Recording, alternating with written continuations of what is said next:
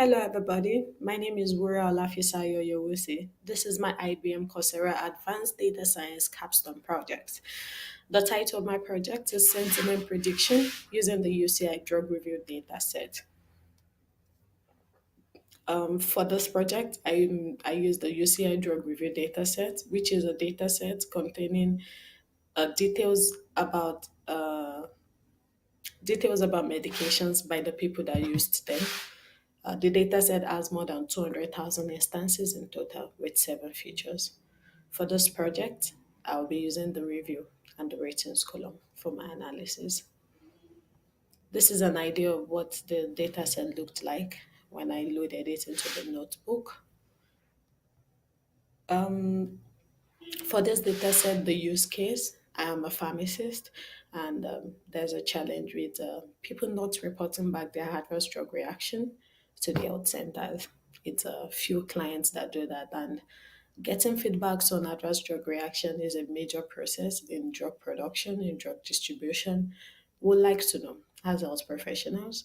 So the model that will be built using this project will be able to predict if a sentiment is positive, negative, or neutral based on what clients write, maybe on social media, on a website, based on their review. And this can be narrowed down to specific drugs of interest. So this is great for health professionals, for pharmaceutical companies, and regulatory bodies or anybody making research about a particular drug. This is a natural language processing classification. The data will come in text and not numbers.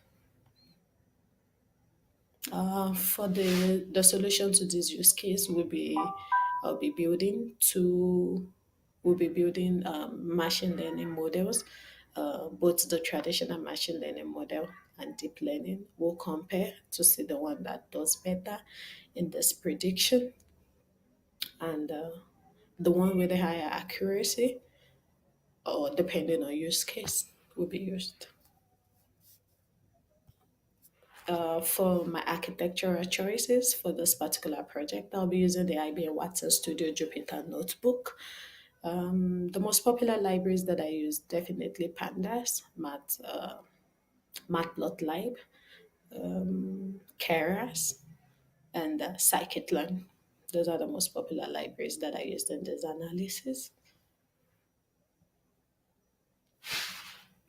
For the data quality, this is a high quality data without missing values. It's tidy. Even though the data came in a TSV format, which had to be specified when it was being loaded into the Pandas data frame. The only feature engineering that we had to do was labeling the data. Reviews with ratings between 0 and 4 were labeled as negative. Ratings between 5 and 7 were labeled as neutral, and with ratings of 8 and above were labeled as positive. And then we did a little bit of data mapping. The review column, which is in text, where was vectorized using the TF-IDF vectorizer from scikit-learn. The model performance indicators, it was accuracy that was used for the traditional machine learning algorithm.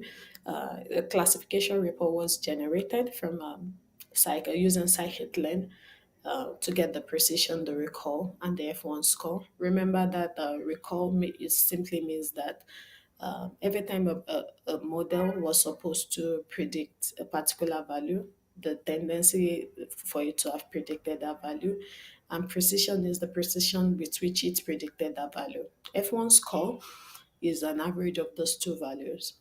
But when I compared using the traditional machine learning model, the accuracy and the F1 score were all in a similar range. So accuracy score alone would do. The model algorithms that I used the cross-val score method to compare 4 algorithms: random forest, multinomial, naive Bayes, linear support vector, and logistic regression. Linear SVC had the highest accuracy, so it was used for the final training. And for deep learning, long short term memory algorithm, a type of recurrent neural network, was used. It was built with Keras. After the analysis, linear SVC had an accuracy of about 89%, and the deep learning model had an accuracy of 78%. So the the traditional machine learning model did a better job in this particular analysis. And remember that both the traditional machine learning model and the deep learning model can be tuned to get better performances. The codes are on my GitHub. Thank you for listening. Have a great time.